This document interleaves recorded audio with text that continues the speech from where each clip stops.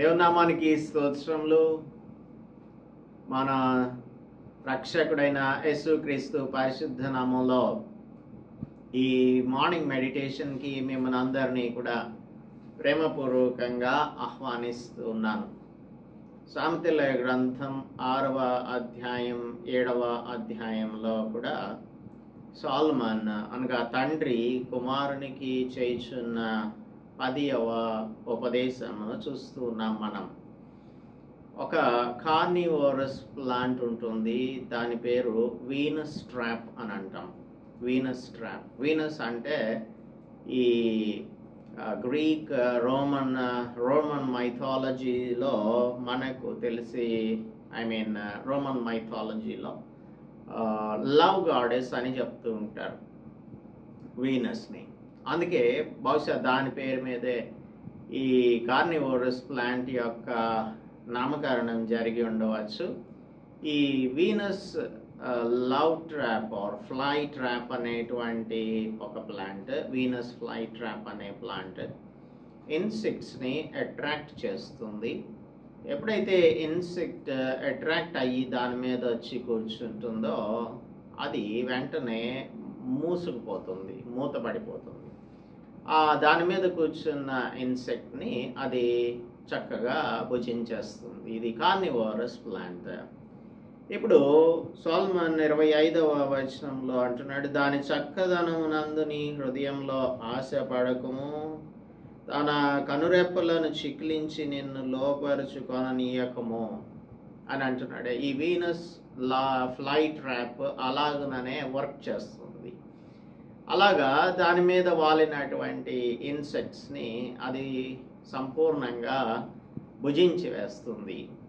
అందుకని దాని జోలికి వెళ్ళకూడదు అని చెప్తూ ఉన్నాడు. సో నిన్నటి దినమందు 25 నుంచి 29 వచనాల వరకు ధ్యానం చేశాము. ఇప్పుడు ఒక ఈ లోకంలో చాలామంది ఏంటంటే రాబిన్హుడ్ థియరీని యాక్సెప్ట్ చేసేటువంటి వారు ఉంటూ ఉంటారు. అనగా గొప్పవాళ్ళ దగ్గర నుంచి ధనాన్ని దోచుకొని పేదవారికి పంచిపెట్టే దొంగ రాబిన్హుడ్ మంచి దొంగ అని పిలుస్తూ ఉంటారు. ఇంకా చాలా ఈ లోక సంబంధమైనటువంటి things that are acceptable according to the world. ఎవరైనా ఆకలిగా ఉన్నప్పుడు దొంగతనం చేసి ఏదైనా భుజించినట్లయితే దాని మీద సింపతి చూపిస్తూ ఉంటారు. ఎవరైతే అలా చేశారో అది పాపం కాదు అని చెప్పి అంటూ ఉంటారు. అయితే పట్టబడినప్పుడు ఏ పాపం చేసినా కూడా, దొంగతనం చేసినా ఇంకేది చేసినా కూడా అది పాపమే అవుతుంది. పట్టబడినంత వరకు కూడా దొరలాగానే తిరుగుతూ ఉంటారు. ఇప్పుడు ఈ 30వ వచనంలో మనం ఇహలోక సంబంధంగా సింపథెటిక్గా ఆలోచన చేసే ఒక విషయాన్ని గురించి చెప్తున్నాడు. అయితే పరిశుద్ధ గ్రంథం ఏం చెప్తుంది అంటే the sin has to be retributed or restitution అనేది జరగాలి. ఒక పాపం వలన వచ్చే జీతం మరణం. సో అది రాకుండా ఉండాలి అని అంటే మనం యేసు ప్రభువుని అంగీకరించాలి అనేది దైవ గ్రంథం చెప్తుంది. సరే, దీని యొక్క డీటెయిల్స్లోనికి వెళ్ళడానికి ముందుగా మనము దేవుని యొక్క సహాయం కొరకు ప్రార్థించుకుందాం. Let's pray. పరిశుద్ధుడా, మా ప్రియ ప్రభువా, మా రక్షక, ఈ ఉదయకాలమందు ప్రాక్టికల్ ఇన్స్ట్రక్షన్స్ని మేము చూస్తున్నాము. ఈ లోకంలో అనేకమైన విషయాలు అంగీకారమైన విషయాలుగా ఉంటూ ఉన్నాయి. దీస్ ఆర్ కామన్ థింగ్స్ అని మేము చాలాసార్లు అనుకుంటూ ఉంటాము. ఇది మామూలే కదా అని అనుకుంటాం. కానీ పరిశుద్ధ గ్రంథం అన్ని విషయములలో ప్రభువా మా యొక్క అకౌంటబిలిటీని కోరుకుంటుంది. ప్రత్యేకించి ఈ లోకంలో మేమందరము కూడా నిందారహితులముగా జీవించాలని మీ వాక్యము మమ్మలను హెచ్చరిస్తుంటుండగా ఈ ప్రాక్టికల్ అడ్వైస్ అన్నింటినీ కూడా ప్రాక్టికల్ పీసెస్ ఆఫ్ అడ్వైస్ అన్నింటినీ కూడా మేము మా హృదయములలో భద్రపరుచుకున్నట్లుగా కృప చూపించమని క్రీస్తు యేసు పరిశుద్ధ నామములో ప్రార్థిస్తున్నాం తండ్రి. ఆమేన్. let us see chapter 6 verse 30 of the book of Proverbs. దొంగ ఆకలి కొని ప్రాణరక్షణ కొరకు దొంగిలిన ఎడల ఎవరనో వాని తిరస్కరింపరు కదా. వాడు దొరికిన ఎడల 7 అంతలు చెల్లింపవలను, తన ఇంటి ఆస్తి అంతయు అప్పగింపవలను. దొంగ ఆకలి కొని ప్రాణరక్ష కొరకు దొంగిలిన ఎడల, ఆహారమును దొంగిలించడం అనేది ఒక we can say lesser crime, అంటే లో డిగ్రీ క్రైమ్ అని మనం అనుకోవచ్చు. లేదంటే లో డిగ్రీ ఏమంటాం దానిని, క్రైమ్ అని పిలవడానికి లేదు కానీ నేరం. క్రైమ్ అంటే వేరే ఆలోచన వస్తుంది. సో ఎనీవే, ఇది ఒక లోవర్ డిగ్రీ నేరం అని మనం అనుకుంటూ ఉంటాం. ఆహారం దొంగిలించడం అనే పాపము మరొక వ్యక్తి యొక్క భార్యతో వ్యభిచరించడం అనే పాపంతో పోలిస్తే చాలా తక్కువ అన్నట్లుగా చెప్తూ ఉన్నాడు. అయితే మనము చాలా విషయాలలో ఎక్కువ డెప్త్లోనికి వెళ్ళి ఆలోచించకుండా ఇది మేబీ దిస్ ఈజ్ యాక్సెప్టబుల్ అనే ఆలోచన కలిగి ఉంటాము. అయితే ఇది దేవుని యొక్క దృష్టిలో ఏదైనా సరే పాపమే. ఒక ఆకాను ఏం చేశాడు, తీసుకోవద్దన్నటువంటి లేదు అంటే శపితమైనటువంటి దానిలో నుంచి కొంత వెండిని, తర్వాత షీనారు వస్త్రాన్ని, తర్వాత ఒక బంగారపు కమ్మిని తీసుకొని దాచిపెట్టుకున్నాడు. ఇది దొంగతనం. దీనిని మనం దేవుడు చాలా గొప్ప నేరంగా పరిగణించాడు. అంటే పరిశుద్ధ గ్రంథం ప్రతి విషయంలో కూడా మెటిక్యులస్గా మన యొక్క పరిశుద్ధత విషయంలో జాగ్రత్త కనబరచాలి అని బోధిస్తుంది. ఇప్పుడు the fire of lust always kindles the fire of hell అనేది జారత్వంతో జరిగించేటువంటి, జారత్వము అనే అగ్ని నరకాగ్నిని రగుల్చుతుంది అనేది మనం అర్థం చేసుకోవాలి. యోబు గ్రంథం 31వ అధ్యాయం 12వ వచనం చెప్తుంది, అది నాశన కూపం వరకు దహించు అగ్నిహోత్రం అని అంటాడు జోబు. నాశన కూపం వరకు దహించు అగ్నిహోత్రము అని అంటాడు.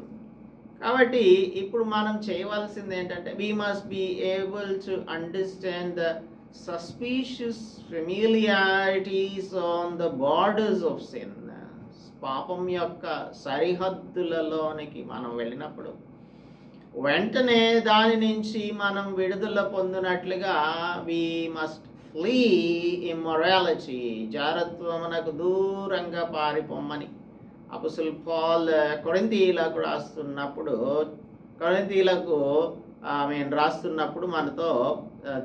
మనకు తెలియజేస్తూ ఉన్నాడు. So if we're doing anything against the law, వేరొకని స్త్రీని భార్యని కానీ, వేరొకని దాసుని కానీ, గాడిదని కానీ, ఎద్దుని కానీ మీరు ఆశింపకూడదు అనేది ఆజ్ఞ. ఆ ఆజ్ఞను అతిక్రమించినప్పుడు దేవుని యొక్క తీర్పు ఖచ్చితంగా వస్తుంది. We will be inviting the judgment of the Lord automatically. అందుకే మనలో ఎప్పుడైతే దురాశ కలుగుతుందో, దురాశ కలుగుతుందో, అది ఏం చేస్తుందంటే గర్భం ధరించి పాపమును కనగా పాపము పరిపక్వమై మరణమును కనును అని అంటాడు జేమ్స్ చాప్టర్ 1 verses 14 and 15లో. యాకోబు పత్రిక 1వ అధ్యాయం 14-15 వచనాలను మనం చూసినట్టయితే ఈ మాటలు మనకు కనిపిస్తాయి. తర్వాత ఇక్కడ ఉన్నటువంటి మరి ఒక మాట, వాడు దొరికిన ఎడల 7 అంతలు అంటే కంప్లీట్గా దాని యొక్క వెలను చెల్లించాల్సి వస్తుంది. రెస్టిట్యూషన్ అని మనం అంటాం దీనిని. కాబట్టి ఇక్కడ ఎటువంటి కంపాషన్ లేనేలేదు.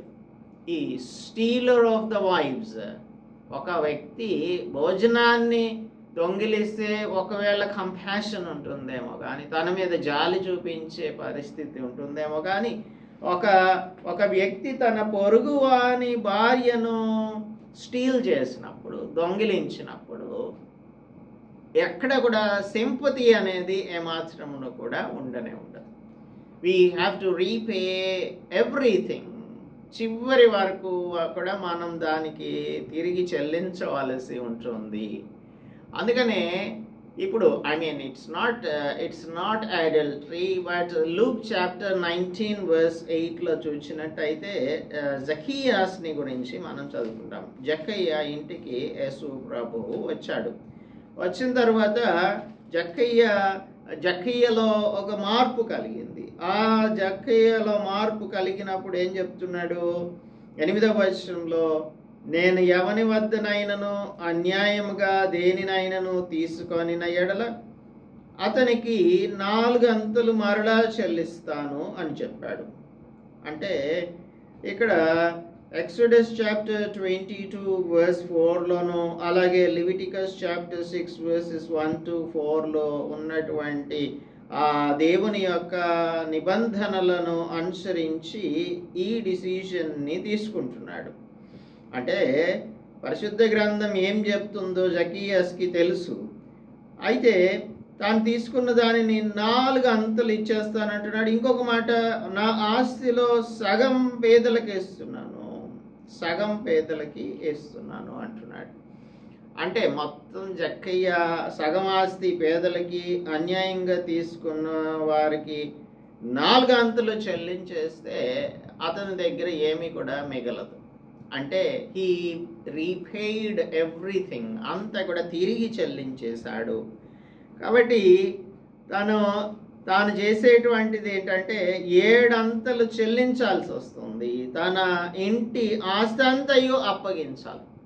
జక్కయ్యస్ సంపాదించాడు పాపం, దానినంతా కూడా తాను చేసినటువంటి ఫ్రాడ్కి తాను తిరిగి చెల్లించవలసి వచ్చింది. If you read Genesis chapter 4 verse 24, 7 అంతలు ప్రతిదండన కెయ్యను కోపం వచ్చిన లెమెకు కోపం 77 అంతలు వచ్చును అనెను. 77 అంతలు వచ్చును. కయ్యను చేసిన పాపం మనకు తెలుసు. తన తమ్ముని నరహత్య చేశాడు, మర్డర్ చేసేసాడు. అది 7 అంతలు అతని మీదకి శిక్ష వచ్చింది అనే విషయాన్ని మనకి ఇక్కడ జ్ఞాపకం చేస్తున్నాడు లెమెక్. అందుచేత మన పాపములు ఎప్పుడు కూడా మనకును దేవునికి అడ్డుగా ఏమాత్రమును కూడా ఉండకూడదు. యెషయా గ్రంథంలో మనం చదువుకుంటాము. యెషయా గ్రంథం 59వ అధ్యాయం 2వ వచనం ఏం చెప్తుందంటే, 59:2,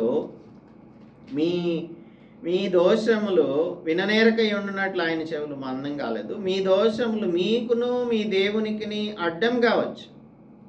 2వ వచనం, మీ పాపములు ఆయన ముఖమును మీకు మరుగుపరచను కనుక ఆయన ఆలకింపకున్నాడు.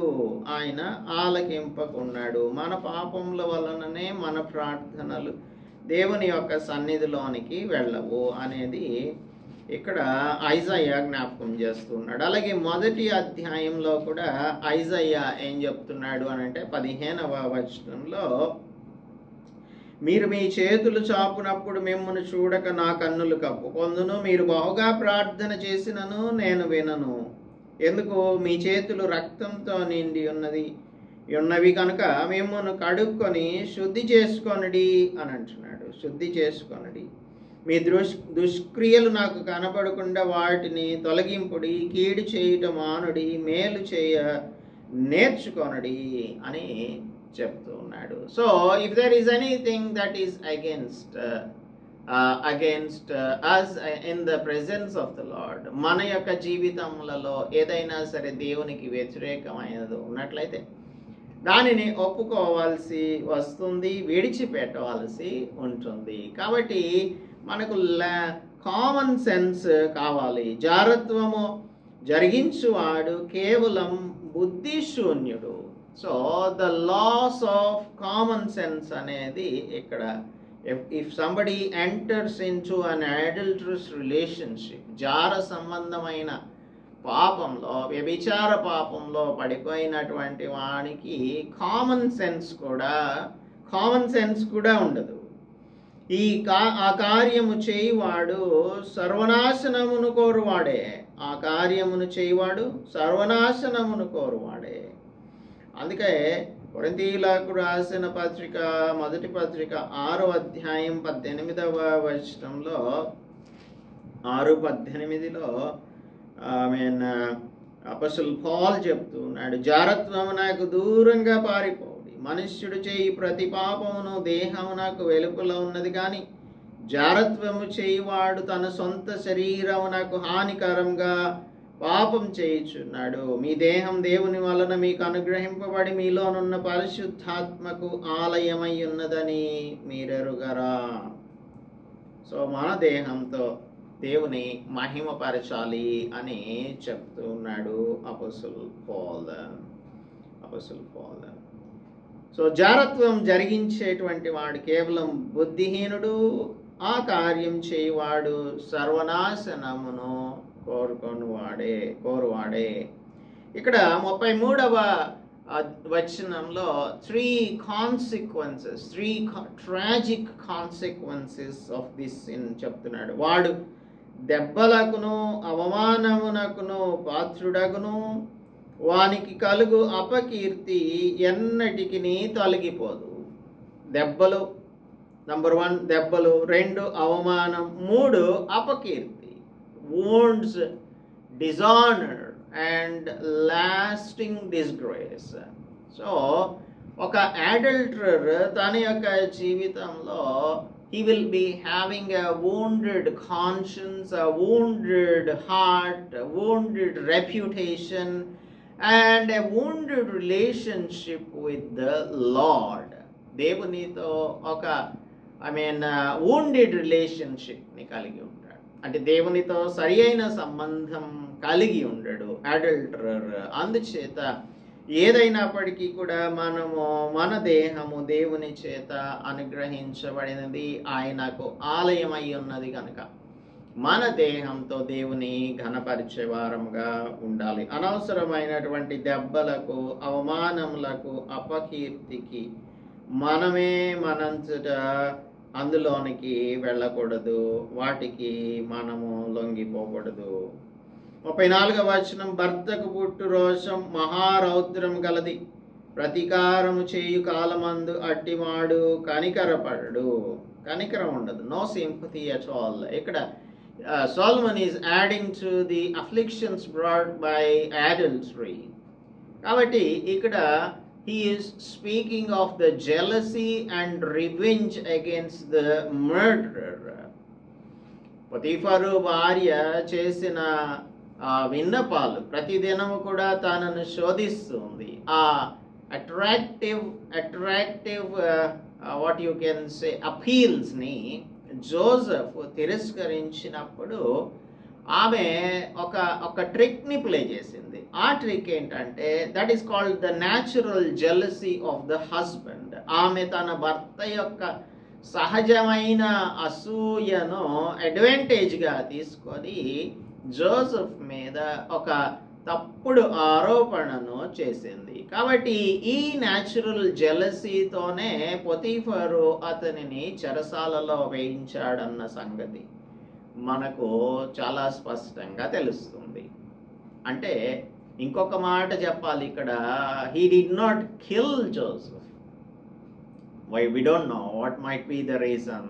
మేబీ దేవుని యొక్క కృప అని మనం అనుకోవచ్చు, దేవుడే ఈ విధంగా జోసెఫ్ని తప్పించాడని. కానీ భర్తకు పుట్టు రోషం ఉంటుంది, అది మహారౌద్రం కలిగింది, మహారౌద్రం.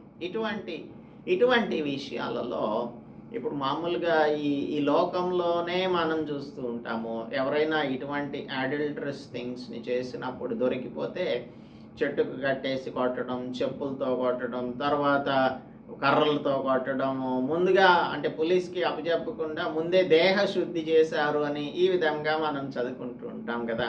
అంటే ఈ లోకమే దీనిని అంగీకరించదు. ఇటువంటి విషయాలు చిన్నపిల్లలను చేర్చినప్పుడు, తర్వాత ఇంకా అసహ్యమైనటువంటి పనులు చేస్తున్నప్పుడు దొరికిపోతే చేసేటువంటి పని ఇది మహారౌద్రం, రోషము మహారౌద్రం కలుగుతుంది. మనకు ఒక ఇన్సిడెంట్ జెనసిస్ చాప్టర్ 34లో చూస్తాము. దీన షెకెము అనేటువంటి వాడు దీనాను అనగా ఈ ఇజ్రాయేలీయుల యొక్క సహోదరిని పట్టుకొని మొలెస్టేషన్ చేస్తాడు. కాబట్టి ఎప్పుడైతే డిఫైల్ చేశాడో వారి యొక్క సిస్టర్ని, వారి యొక్క సహోదరిని మొలెస్టేషన్ చేశారో అప్పుడు సిమియోను తర్వాత లేవీకి చాలా కోపం వచ్చింది. వారు రౌద్రులైపోయి ఆ షెకెము ప్రాంతంలో ఉన్న పురుషులందరినీ కూడా చంపేసేసారు. వారి ఆస్తంతని కూడా దోసేసుకున్నారు, దోపుడు సొమ్ముగా తీసుకొచ్చుకున్నారు. ఇటువంటి అడల్టరస్ థింగ్స్ జరిగినప్పుడు కంపాషన్కి ఏమాత్రమును కూడా అవకాశం ఉండదు, కనికరం ఏమాత్రము చూపించే పరిస్థితి ఉండదు. ప్రాయశ్చిత్తం ఏమైనాను నీవు చేసినను వాడు లక్ష్య పెట్టడు. ఇక్కడ మనము ఒకవేళ ఈ తప్పు చేసినటువంటి వాడు ప్రాయశ్చిత్తం చేయడానికి ఏదైనా చేస్తే, ఫర్ ఎగ్జాంపుల్ షెకెమే ఉన్నాడు, తాను చేసినటువంటి పనికి ఏమనుకున్నాడంటే దీనాన్ని వివాహం చేసుకోవాలని అనుకున్నాడు. ఒక ప్రాయశ్చిత్తం చేయిస్తాను అని ఆఫర్ ఇచ్చినప్పుడు వీళ్ళు ఊరుకున్నారా? ఇజ్రాయేలీలు జేకబ్స్ సన్స్ ఏం చేశారు? ఒప్పుకోలేదు. ఒక డిసీవింగ్ ప్లాన్ ఒకటి తయారు చేసుకున్నారు. ఆ ప్లాన్ ఆఫ్ డిసీట్ తయారు చేసుకొని మీరందరూ కూడా సున్నతి ఆచరించండి అని చెప్పారు. వారు బాధలో ఉన్నప్పుడు వెళ్ళి వాళ్ళ మీద పడి వాళ్ళని నరికేసి చంపేసేసారు. కాబట్టి ఒకవేళ ప్రాయశ్చిత్తాన్ని ఆఫర్ చేసినా కూడా ఏమాత్రము లక్ష్య పెట్టే పరిస్థితి ఉండనే ఉండదు. ఎంత గొప్ప బహుమానములు నీవు ఇచ్చినను వాడు ఒప్పుకొనడు. కానీ మనం చేయవలసినది ఏంటంటే, అపోస్తలుడు పౌలు ఎఫెసీయులకు రాస్తున్నటువంటి సందర్భంలో ఈ అపవిత్రతకు దూరంగా పారిపోమ్మని చెప్తూ ఎఫిషియన్స్ చాప్టర్ 5:3లో మన యొక్క ప్రవర్తన ఏ విధంగా ఉండాలి అనేది మూడవ వచనం చదువుతాం. మీలో జారత్వమే కానీ, ఏ అపవిత్రతయే కానీ, లోపత్వమే కానీ వీటి పేరైనను ఎత్తకూడదు, ఇది పరిశుద్ధులకు తగనిది అని చెప్తున్నాడు. అసలు పేరే ఎత్తకూడదు అంటున్నాడు, కార్యంలో డీడ్స్ కాదు. సో ఇక్కడ ఇంకొక హస్బెండ్స్ అయినటువంటి వారికి you can also take it the other way.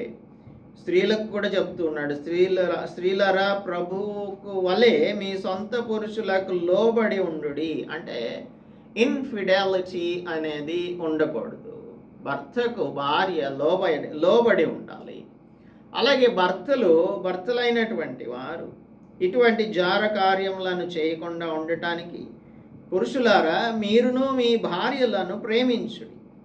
అటువలే క్రీస్తు కూడా సంఘమును ప్రేమించి అది కళంకమైనను ముడతయైనను అటుది మరి ఏదైనను లేక పరిశుద్ధమైనది గాను నిర్దోషమైనది గాను మహిమగల సంఘం గాను ఆయన తన ఎదుట దానిని నిలువబెట్టుకోవాలనని వాక్యంతో ఉదక స్నానం చేత దాన్ని పవిత్రపరిచి పరిశుద్ధపరచుటకై దాని కొరకు తన్ను తాను అప్పగించుకున్నాడు. అంటే సంఘమును నిలబెట్టడం కోసం ఆయన సాక్రిఫిషియల్ లవ్ని చూపించాడు.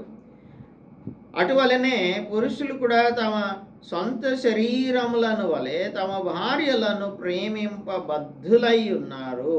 తన భార్యను ప్రేమించువాడు తన్ను ప్రేమించుకొనుచున్నాడు. 33వ వచనం చెప్తుంది, మెట్టుకు మీలో ప్రతి పురుషుడును తనను వలె తన భార్యను ప్రేమించవలెను. భార్య అయితే తన భర్త యందు భయము కలిగి ఉండునట్లు చూచుకొనవలెను. Love your wives, then you will not look at other women. Love your husbands, you will not look at other men. ఇది అపోస్టల్ పాల్ యొక్క అడ్వైస్. ఇప్పుడు ఈ సెక్స్ సాచురేటెడ్ సొసైటీలో లైంగిక పాపమునకు వ్యతిరేకంగా యుద్ధం చేయాల్సి ఉంటుంది. ఎందుకంటే ప్రతి విషయంలో కూడా మనం చూసేటువంటిది ఈ లైంగికతను ప్రదర్శించడం అనేది ప్రతి ఫోటోలోనూ, ప్రతి రీల్స్లోనూ, ప్రతి వీడియోలోనూ, ప్రతి షార్ట్లోనూ, ప్రతిదీ మనం చూసేది వార్తాపత్రికల్లోనూ, ప్రింట్ అండ్ ఎలక్ట్రానిక్ మీడియాలోనూ, ఎక్కడ చూసినప్పటికీ కూడా అడ్వర్టైజ్మెంట్స్లో కూడా మనం ఇవే చూస్తూ ఉన్నాము. కాబట్టి ఇటువంటి సమాజంలో మనం జీవిస్తూ ఉన్నప్పుడు we must be able to identify the borders of sin. Joseph అలాగనే ఐడెంటిఫై చేశాడు. So he ran away, he fled immorality, జారత్వమునకు దూరంగా పారిపోయాడు. ఎప్పుడు అంటే he was able to understand the borders of sin. మనకు ఆ సరిహద్దులు తెలిసినప్పుడు, ఇప్పుడు ఏదైనా పాపం మనకు ఎక్కడి నుంచి స్టార్ట్ అవుతుంది? మన కంటి దగ్గర నుంచి స్టార్ట్ అవుతుంది. when we look at something for the first time, it's not a sin, but when we look at it for the second time, it's a sin. రెండవసారి చూచిన దానిని మరలా చూస్తే ఖచ్చితంగా పాపంలో పడిపోతాం. అందుకనే మన యొక్క తలంపుల మీద మన చూపుల యొక్క ఇన్ఫ్లుయెన్స్ వస్తుంది. కాబట్టి we must conquer it at this level. కాబట్టి యేసు ప్రభు మత్తయి సువార్త 5:29 నీ కుడి కన్ను నిన్ను అభ్యంతరపరిచిన ఎడల దానిని పెరికి వేయము అని చెప్పాడు. అంటే we have to be radical in dealing with sin. We have to be radical, we have to be quick in dealing with sin. ఈ థాట్ లెవెల్లోనే దానిని మనం జయించాల్సి ఉంటుంది. ఎప్పుడైతే ఈ ఆలోచన ఆ లెవెల్లోనే పాపాన్ని మనం కానీ సమూలంగా నాశనం చేసేస్తే అది మన యొక్క జీవితములలో ఎటువంటి ఇన్ఫ్లుయెన్స్ కలిగి ఉండదు అనే విషయాన్ని మనము అర్థం చేసుకోవాలి. కొరింథీయులకు రాస్తున్నటువంటి 2వ పత్రికలో 10వ అధ్యాయం 5వ వచనంలో అపోస్తలుడు పౌలు ఏం చెప్తున్నాడు అనంటే, ప్రతి ఆలోచనను క్రీస్తుకు లోబడినట్లు చెరపట్టి అంటున్నాడు. ప్రతి ఆలోచన కూడా క్రీస్తు నాకు లోబడినట్లు చెరపట్టి ఆయన దగ్గరకు తీసుకురావాలి. చాలాసార్లు మనం ఈ పాపం మీద నాకు జయమివ్వు, ఈ పాపం మీద నాకు జయమివ్వు అని అడుగుతూ ఉంటాం. కానీ we will not show obedience unto the word of God. ఈ పాపం చేయకుండా ఉండటానికి ఏం చేయాలి? థాట్ లెవెల్లోనే దానికి ఫుల్ స్టాప్ పెట్టాలి. As we have read 1 Corinthians 6:18 చదివాం కదా, జారత్వం నాకు దూరంగా పారిపోండి అని అంటున్నాడు. ఇంకా మనం చేయవలసింది గలతీయులకు రాసినటువంటి పత్రికలో అపోస్తలుడు పౌలు అంటున్నాడు 5వ అధ్యాయం 16వ వచనంలో, మీరు ఆత్మానుసారంగా జీవించండి అని అంటున్నాడు. 5:16లో నేను చెప్పున్నదేమనగా ఆత్మానుసారంగా నడుచుకొనుడి, అప్పుడు మీరు శరీరేచ్ఛను నెరవేర్చరు. We are dead to our flesh. ఎందుకు? మనం ఆత్మ సంబంధమైన మనుషులంగా చేయబడ్డాము. ఆత్మానుసారమైన జీవితాన్ని జీవించడానికి దేవుడు మనలను పిలిచాడు. శరీరము మరణించింది. శరీరం మరణించినప్పుడు శరీరాశలలాగా బ్రతికుంటాయి. కాబట్టి we must deal with it, and we should always remember that we are dead to the deeds of the flesh. శరీర కార్యముల విషయంలో మనం మరణించాం అనే విషయాన్ని ఎల్లప్పుడూ కూడా జ్ఞాపకం ఉంచుకుంటే ఈ ప్రాక్టికల్ పీసెస్ ఆఫ్ అడ్వైస్ మనలను ఈ యుద్ధంలో, this is called a war, ఈ యుద్ధంలో తప్పక మనం గెలవడానికి దేవుడు మనకు తప్పక గెలవడానికి కృప చూపిస్తారు. అందుచేత ఈ ప్రాక్టికాలిటీని మనం ఫాలో అవ్వాలి. Radical dealing of the sin at the thought level మనము అలవాటు చేసుకోవాలి. ప్రతి ఆలోచనను క్రీస్తు నాకు చెరపట్టేలాగా తీసుకొని వచ్చి ఆయన పాదాల దగ్గర పెట్టాలి, ఆత్మానుసారంగా నడవాలి, శరీరేచ్ఛలను అప్పుడు మనం నెరవేర్చకుండా ఉంటాము. So these are the things that Solomon is trying to explain to his son. You are to understand these things. వీటిని నీవు అర్థం చేసుకోవాలి అని చెప్తూ ఉన్నాడు. ఈ ఉదయ కాలమందు మనం ఉంటున్న సమాజంలో అనేకమైన ఆకర్షణీయమైన విషయాలు మనకు కనిపిస్తున్నప్పుడు వాటిని ఆ చూపుల లెవెల్లోనే కట్ చేసేయడానికి మనము ఎప్పుడైతే నిశ్చయించుకుంటామో ఆ తర్వాత we will not go ahead. కాబట్టి దాని నుంచి తప్పించుకోవడానికి మనకు అవకాశం లభిస్తుంది. So let us practically win this war against lust. దీనికి వ్యతిరేకంగా మనం పోరాడి గెలవటానికి దేవుడు మనకు కృప చూపించును గాక. ఇంకా ఈ 10th ఇన్స్ట్రక్షన్ నెక్స్ట్ చాప్టర్లో కూడా కంటిన్యూ అవుతుంది. దానిని మనము నెక్స్ట్ ఎపిసోడ్స్లో ధ్యానం చేద్దాం, ప్రార్థించుకుందాం. పరిశుద్ధుడా, మా ప్రియ ప్రభువా, మా రక్షక, ప్రాక్టికల్ రియాలిటీస్ అన్నింటినీ కూడా తండ్రి కుమారుని ఎదుట ఉంచుతూ ఉన్నాడు. ఈ ఉదయకాలమందు మీరు మా ముందు ఉంచి ఉన్నారు ప్రభువా. అనేకమైనటువంటి ఎగ్జాంపుల్స్, ఇలిస్ట్రేషన్స్ని మేము పరిశుద్ధ గ్రంథంలో నుంచి పరిశీలన చేస్తూ ఈ ఉదయకాల వాక్యమును మా జీవితంలోకి అన్వయించుకుంటున్నాము. Help us that we wage war against the lust of flesh and help us that we win against this war. ఈ యుద్ధంలో మేమందరం కూడా విజయోత్సాహంతో మీ ముందర ప్రత్యక్షమవునట్లుగా మా ఎడల కృప చూపించమని,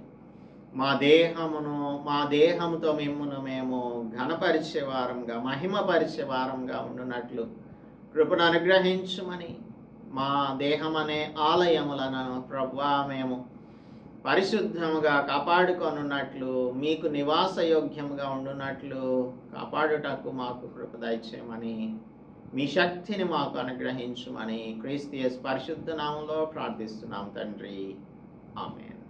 దేవునామానికి స్తోత్రం. అందరికీ కూడా వందనాలు. మన తండ్రి అయిన దేవుని యొక్క ప్రేమ, ప్రభు అయిన యేసుక్రీస్తు కృప, పరిశుద్ధాత్మ నిత్య సహవాసం ఇప్పుడు ఎల్లప్పుడూ మీకు తోడై ఉండును గాక. ఆమేన్.